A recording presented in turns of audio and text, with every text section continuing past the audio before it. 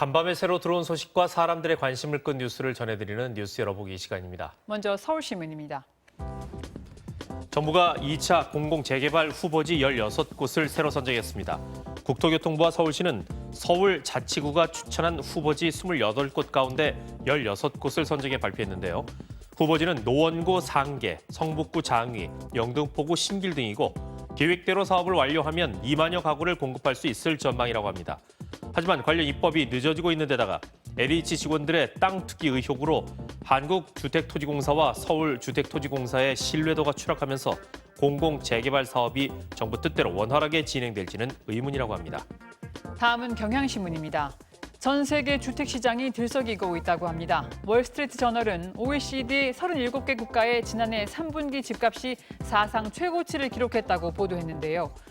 코로나19 사태로 집콕 생활이 늘어나면서 주택 가치가 올라간 데다가 저금리 상황이 길어지면서 세계 주택 가격이 급격히 치솟았다고 합니다. 집값이 과열되면 2008년 금융위기 때처럼 주택 시장 붕괴로 이어질 수 있다는 우려가 나오는데 일부 경제학자들은 채무자의 신용 등급이 높고 투기자보다는 실수요자가 많기 때문에 시장 붕괴로 이어질 가능성은 낮다고 보고 있다고 합니다. 다음은 세계일보입니다. 경남 하동군의 예절교육 담당 기숙서당에서 또래 학생에게 엽기적인 폭력을 자행한 10대 남학생들이 지난해 12월 재판에 넘겨진 가운데 인근의 또 다른 기숙서당에서도 여학생들이 또래 여학생을 상습적으로 협박하고 폭행했다는 내용의 청와대 국민청원 글이 올라왔습니다. 청원인은 하동 기숙서당에서 같은 방을 쓰던 여학생 3명으로부터 자신의 딸이 경악할 정도의 고문을 당했다고 주장했는데요. 경남교육청은 잇따라 불거진 기숙서당의 폭력 사태와 관련해 운영상의 문제가 없는지 등을 살펴보고 있다고 합니다. 동아일보 살펴봅니다. 롯데그룹이 그룹 정기 공개 채용을 올해 상반기부터 폐지하고 계열사별 수시 채용으로 전환합니다. 2019년 현대자동차 그룹을 시작으로 LG그룹, SK그룹에 이어 롯데그룹까지 공채를 없애기로 하면서 5대 그룹 중 삼성만 유일하게 공채 제도를 유지하게 됐는데요. 공개 채용이 폐지되면서 롯데그룹에서는 43년 동안 이어온 기수 문화도 사라진다고 합니다. 롯데 관계자는 경영 환경의 변화가 빨라지면서 필요할 때마다 인재를 확보할 수 있는 시스템이 필요해졌고 매년 한날 한시에 대규모 인원을 충원하는 방식은 더 이상 적합하지 않다고 말했습니다.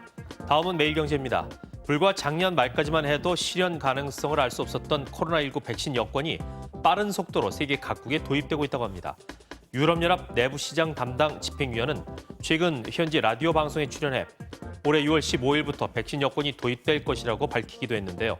유럽연합이 준비하는 백신 여권은 27개 회원국 보건부가 동일한 양식의 건강증명서에 백신 접종 시점과 종류, 항체 형성 정보를 담는 방식이라고 합니다. 세계에서 가장 높은 수준의 백신 접종 성과를 보이고 있는 이스라엘은 이미 지난달부터 그린패스라는 이름의 백신 여권을 발급하고 있는데 미국도 정부와 민간 회사들이 백신 접종 사실을 증명하기 위한 표준 방식 개발을 협의 중이라고 합니다. 끝으로 중앙일보입니다. 강원도 원주시 구룡사에 가려면 꼭 지나쳐야 했던 땅 19평이 지난달 23일 정부의 땅이 됐습니다. 조달청이 식초뇨라는 이름의 일본인을 대신해서 국유화 조치를 마쳤기 때문인데요. 정부가 추진해온 일제강점기 일본인 명의 귀속재산에 대한 국유화 사업이 전국 곳곳에서 속도를 내고 있습니다. 조달청에 따르면 국유화 사업이 시작된 2012년 6월부터 8년간 여의도 면적의 1.5배인 443만 제곱미터가 국가에 귀속됐다는데요. 조달청 관계자는 국가기록원이 보유한 옛 등기 자료 등을 일일이 대조해야 하는 작업이라면서 작은 땅이라도 끝까지 추적해서 지적 주권을 회복하겠다고 말했습니다. 지금까지 뉴스 열어보기였습니다.